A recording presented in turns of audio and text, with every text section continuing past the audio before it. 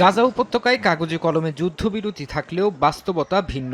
চুক্তি থাকা সত্ত্বেও ইসরায়েলি বিমান ও সামরিক হামলা থামছেই না উপত্যকায়। ফিলিস্তিনি স্বাস্থ্য মন্ত্রণালয় জানিয়েছে, গত একদিনে গাজা সিটি সহ বেশ কয়েকটি এলাকায় দখলদার বাহিনীর হামলায় বেশ কয়েকজন ফিলিস্তিনি হতাহত হয়েছেন। এর মধ্যে কয়েকটি হামলা চালানো হয় আবাসিক এলাকা, পানির প্ল্যান্ট এবং মসজিদে।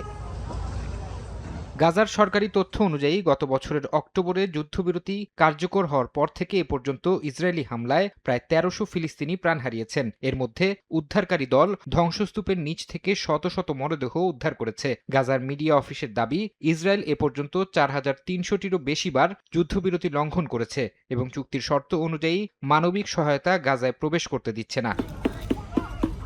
এদিকে গাজা ও ইসরায়েল সীমান্তে সাম্প্রতিক সময়ে ফিলিস্তিনি শিশুদের ঘুড়ি ও বেলুন ওড়ানোকে কেন্দ্র করে নতুন করে উত্তেজনা দেখা দিয়েছে। ইসরায়েলের দাবি, হামাস এই ঘুড়ি ওড়ানোর মাধ্যমে নতুন কোনো ষড়যন্ত্রের পরীক্ষা চালাচ্ছে। এসবের জবাবে গাজায় সামরিক অভিযান আরও তীব্র করার হুঁশিয়ারি দিয়েছেন ইসরায়েলি প্রধানমন্ত্রী বিনিয়ামিন নেতানিয়াহু।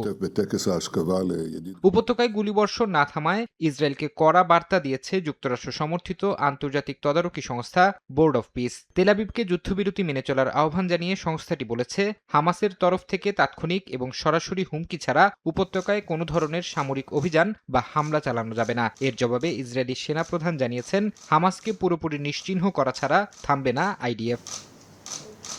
ফারহাদ চৌধুরী, সময় সংবাদ।